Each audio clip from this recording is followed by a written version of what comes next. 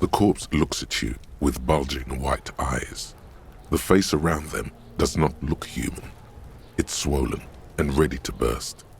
His lips are fish-like and his tongue like a ball gag in his mouth. A cargo belt twists his neck at an unnatural angle. The body below appears stiff. It's letting out an ungodly rot. The smell seeps in even through your clenched nostrils. Active decay. It's okay to throw up, officer. No one is judging. He's about to blow! Cop's gonna blow, Kuno! Kuno's got this! If there ever was such a thing as an ugly kid, then this is it. He's almost exquisite in his ugliness, like a gremlin. Right in the dick, Kuno! Get him right in the dick!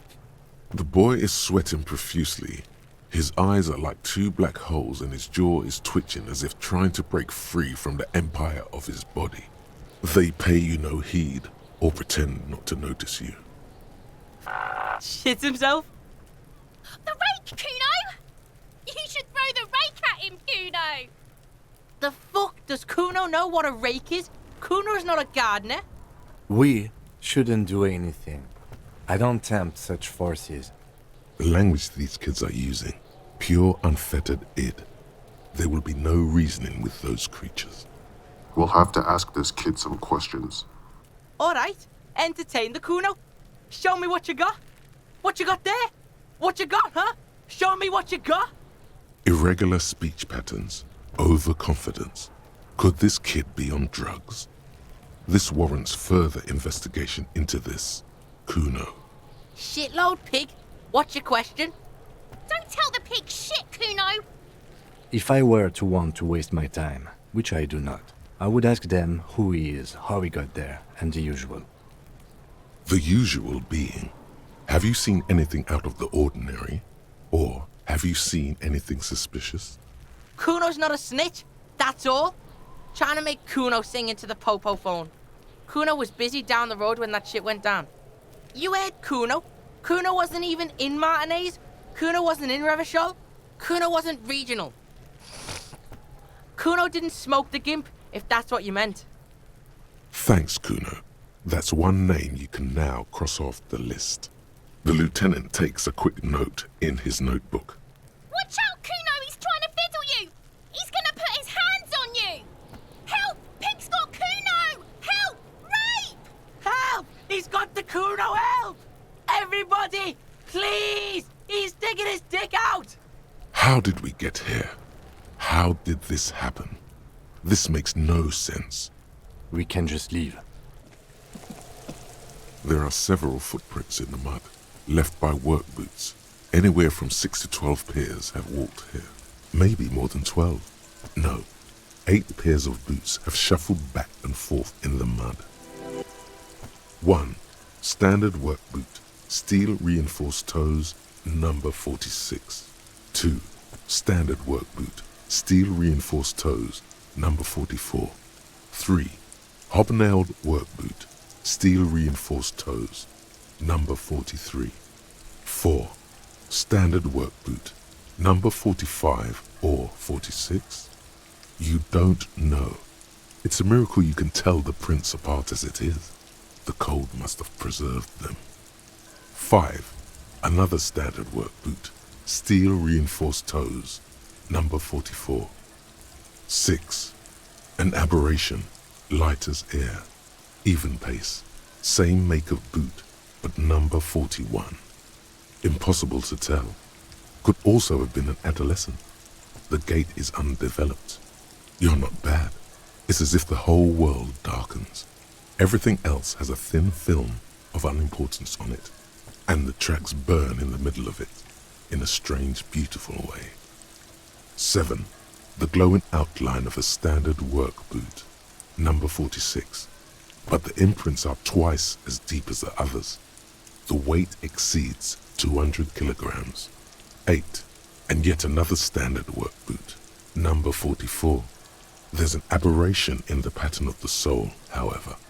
The right sole is smoother, more worn. I was pretty off then. I counted 20. I never got the hang of it. Hyperopia. Do you see anything out of the ordinary? Tell him about the smooth sole. Interesting. Let's name it the Odd Soul. Someone operating a workbench with a pedal? Like a joiner at the harbor. Or maybe a drummer? He regrets it the moment he says it. I don't know why I said that. We are not looking for a drummer. We are looking for a group of dock workers. Perhaps it could be a driver. A driver would wear out their right shoe before the left. The accelerator is on the right. We should keep our eyes open around the traffic jam. See whether anyone strikes out as a potential suspect. Seems prudent, no? Mention the light step, number 41 shoe. A woman? Or a kid? He knows it's hard to discern sex from a person's gait. Anything else? Now the heavy one, 200 kilogram imprint. 200? Could it be the combined weight of two people, one carrying the other who's tied up? Let's say a heavily built worker, carrying a similarly built, soon-to-be-dead man. He might be right. 200 kilograms of living weight is unlikely. They were carrying him? Possibly, yes. But why? They could have used a makeshift stretcher or just march him up to the gallows. Maybe he was unconscious. Even easier to carry on a stretcher, or between two men. Anyway, it's for future consideration. How old are these tracks? A week, maybe? 7 days would fit the time frame provided to us by the caller, who reported the hanging. It is not impossible. I pulled last week's forecast for coastal Revachol. 7 days below freezing. The day before, the day of his hanging, was the last warm day. Correct again. Sub-zero temperatures would preserve the tracks in a good state. The commotion here could have taken place a week ago. What do I think? A mob of people brought something heavy to the tree. One of them was carrying the victim. They shuffled around, especially under the tree. Then, after hoisting him up, they stood in a semicircle facing his direction. At first glance, this appears to be a lynching. Indeed, they all stood in a row here and looked at the tree. Yes, everything fits so well. Carried him over, hoisted him up, watched him hang. This is easy. Isn't it strange to have your assumptions confirmed like this? This is what someone whispering suggestions in your ear would like you to feel. The lieutenant looks at you curiously. A beat passes in silence. The wind blowing. The cargo belt squeaking. Our assumptions could be wrong. Better not to have them confirmed just yet. There he still is, looking right through you with his white eyes. The body below is entirely dedicated to that corpse smell. Emitting it is all it does now. The smell is repulsive. It pushes in from your mouth, more instant and more familiar than anything you'd expected. More fever than odor. It fills your mind, flushing you from within. Too late. It's impossible to keep in. Your body curls and pushes it out, burst by burst, until a pool of vomit lies under your feet and your throat stings from the stomach acid. It's okay. Happens to everyone. The hangover is clearly making this worse for you. You could use some ammonia to clear your head. There is Frit nearby, east of the hostel. They usually have a small apothecary. If they don't, there's a greenhouse here, and a gardener with a wheelbarrow on the corner of the whirling in rags. If she works here, she might have something for the smell. Pretty clever.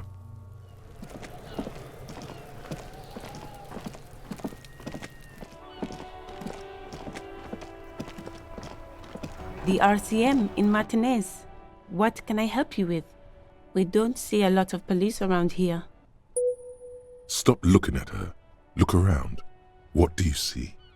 The bookstore, the harbor gates, and the canal. This is a great vantage point for keeping an eye on you. I don't understand what this is about. The kid did this, right? The red-haired rat? Can't say a sentence without or kipped. He's always giving me trouble. That kid is beyond help. And he certainly won't help you. You've been resting here for quite a while, haven't you? Yes, I'm tired. I understand. The RCM isn't welcome here, and the locals want to keep an eye on us. There's silence, the smallest of smiles. That's okay, miss. Do what you have to do. I think we're done here. Let's go. Her gloves. You get the feeling that you need them. You have a dead body to deal with after all. Sure, keep them. I have another pair. Don't forget the ammonia. Go easy on that stuff. It gave me a terrible headache.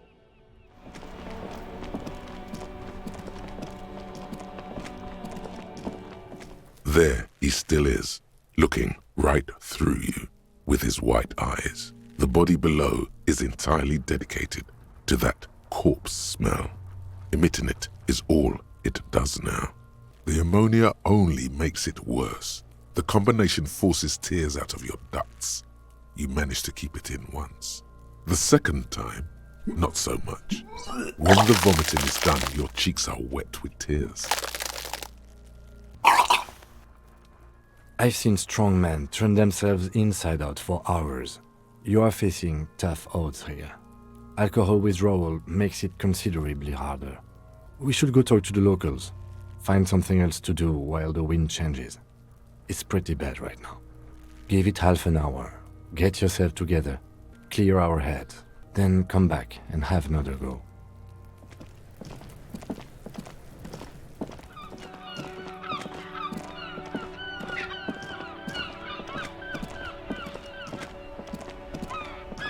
I am a gander and a hunter and a gatherer. Feel like a traveler. A simple little cadence. He seems to be making it up as he goes.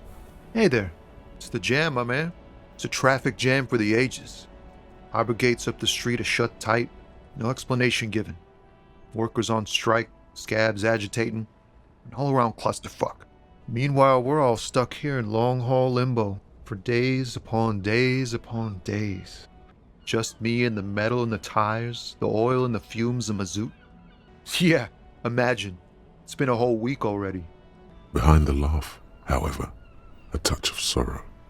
So tell me, what do you need? Ask him about the body. He ain't one of us drivers. I know that. All accounted for. Otherwise, I haven't really asked about that. Been wasting time right here. Keep him busy. It's easy to see he's telling the truth. He's kept his nose out of the dark stuff. What's in the truck? Oh, high-grade narcotics, illegal firearms, stuff like that. Time to arrest him. Relax. He's merely joking. Can't even get a few jokes past you, my man. I've got another haul of found cargo. Mostly sporting goods, tracksuits, and that kind of thing. He mentioned a strike earlier. What's that about? It's like whatever's going on over at the docks. Workers got a blockade set up, making demands, no way in or out. Some pretty wild stuff, I hear. Like a giant new power crane in half the company? I forget what exactly. Good on them, I guess. I've heard talk there's a company rep in town too. Like a strike negotiator type. They'd know what's up. Precise demands and so on. Ah, yes, from the Wild Pines. We'll meet her soon enough, I'm sure. Anything else? Yeah, this ain't really my area of expertise. I just do my job and get paid. I have things to do and places to be. All of us do. Us lorry drivers. Camionneurs. You still hang around here waiting for this mess to end. Most have scurried off somewhere to get drunk or high. Or laid. Not that I blame them, really. We should call Sylvie. Wasn't she the one who reported the body? This is Precinct 57. How may I assist you? Yes, hold on. Her number is 005 1944 298. Received. Hold on, officer.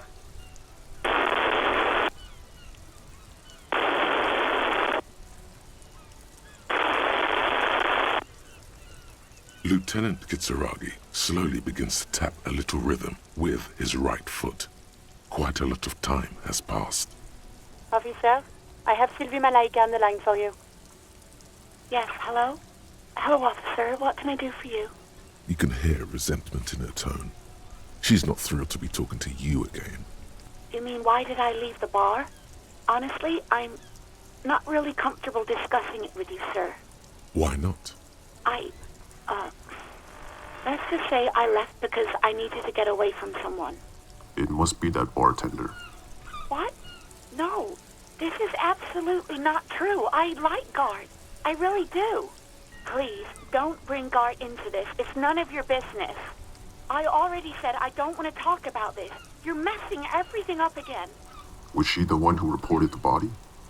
No, not me. Not a lot of people have phones around here. Copper thieves take the wires. People don't have the money to have the cables put in again.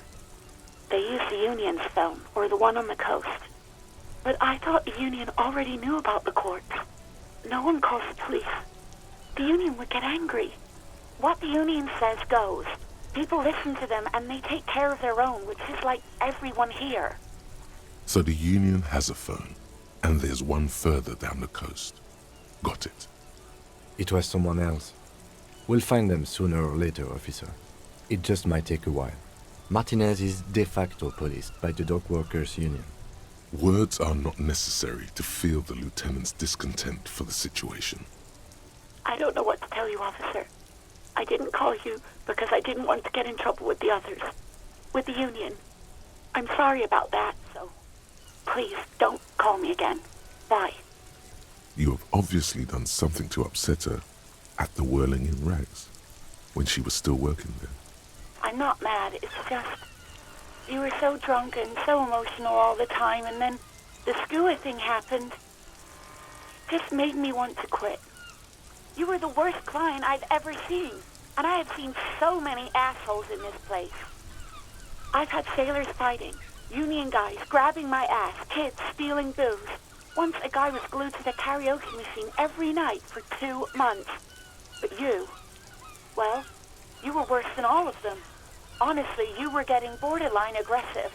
I won't even mention you waving your gun around, harassing customers, threatening to sing karaoke, threatening to kill yourself. God, I knew I shouldn't have brought it up. Just try not to call me again, and let's pretend it never happened. You hear a sigh of relief on the other end of the radio. Wordless, the call breaks. Then, the already familiar voice. Anything else I can help you with, officer? 57's over and out.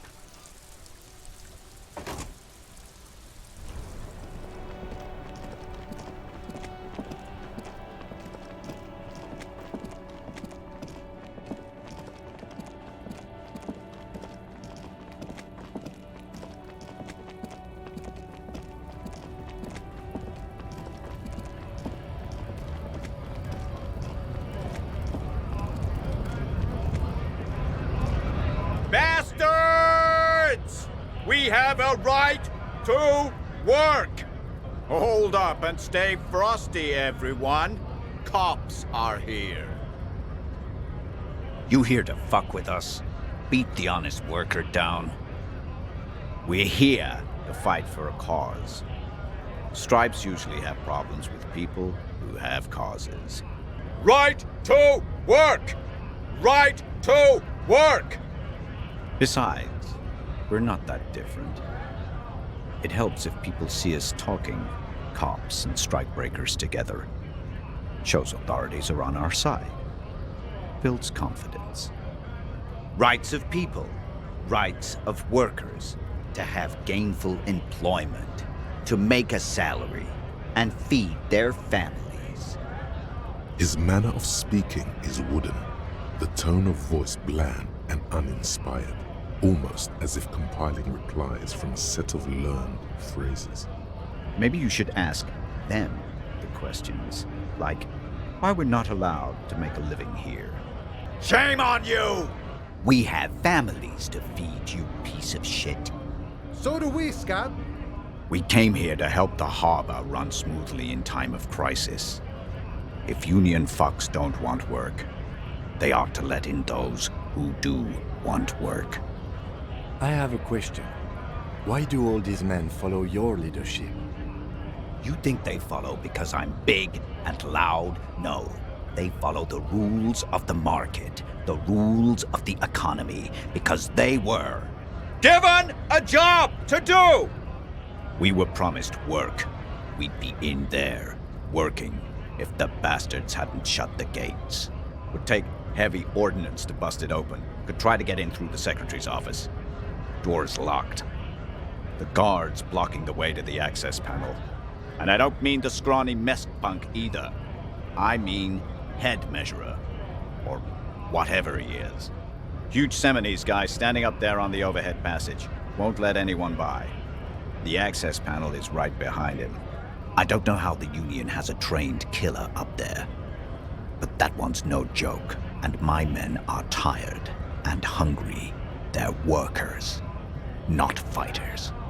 It would be better for the neighborhood if you went home, at least for now, if you can't get in anyway. No! They will give up eventually. Or get drunk. Leave the button unguarded. Then we charge. Ask him if he knows who the murderer is. I know nothing about a murder. The mention of a killing sends a barely noticeable shiver of tenseness through him. Interesting. Wouldn't put it past these harbor bugs. They'd do anything to stay alive. Right to work! It's shameful, cops doing nothing. You should bring backup, open up the gates for us.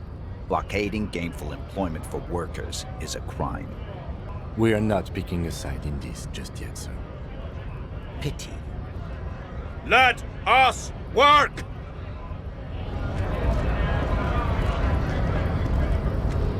Scab? You're hazy on the notion of a scab. Smells like politics, though. Maybe it's got something to do with the flask he reaches for from time to time. A kind of a worm, content with mere survival. They come, they want to do our job for shittier pay, screwing over both themselves and us. Everybody loses. Gotta be bloody stupid or freaking evil to Scab. Or I guess, scared maybe. But scared of what? Of who? Personally, I'd rather beg than Scab. If the gentleman shouting on the street came begging, maybe they'd have gotten something. This lot would be reasonable and go home if the big guy wasn't riling them up all the time. Big guy. He means the leader of the scabs. Imagine, you cops going on a strike, but then another cop comes in and says, "Let us cop for less money." Speaking of, what brings the RCM here? To the Wild North? Come to see the strife? Murder, huh? That sounds like a lot of hard work. It wasn't me. You can rule me out. Easier that way. Should we? He's nice. I don't like nice. He didn't do it. It's the truth. Let's go over the crime scene again.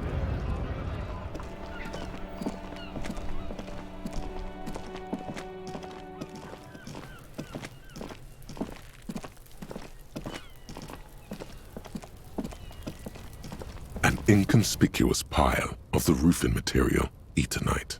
It's nothing. Someone just left some roofing material slanted against an old shack. Because it's nice and orderly, well-laid pallets, easy on the eyes. Rhythmic pattern calms your mind. Mammals like this stuff. No, there's more to this. You get this strange feeling. Because there's a secret door hidden behind the panels of Eternite. That's why they're too orderly. What is this then? A tool shed? Let's investigate.